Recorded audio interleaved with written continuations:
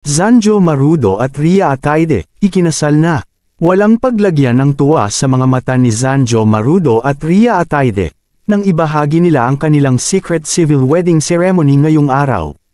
Nagulat ang mga netizens sa social media post ni Zanjo Marudo na kasal na sila ni Ria Ataide.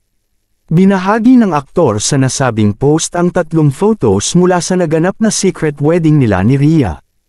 Una ang picture nila ni Ria na magka-holding hands, sumunod ang kanilang wedding cake na may dog and cat na designs. At ang huli ay ang photo nilang dalawa.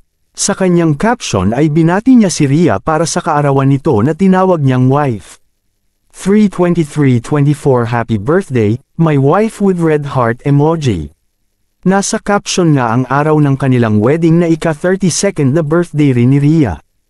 Ilan sa mga taong dumalo sa kanilang kasalan ay sina Catherine Bernardo, Daniel Padilla, Joshua Garcia at Maine Mendoza. Napaka-private ng event at piling mga kaibigan lang nila sa real life at showbiz world ang invited. Kahit kasal na, wala pa ring kumpirmasyon mula sa bagong kasal ang balitang buntis na ang kapamilya actress. Marami naman ang natuwa na hanggang sa wedding ay para pa rin silang kambal ng kanyang kapatid na si Arjo Ataide dahil July lang last year naganap ang wedding nito kay Maine Mendoza.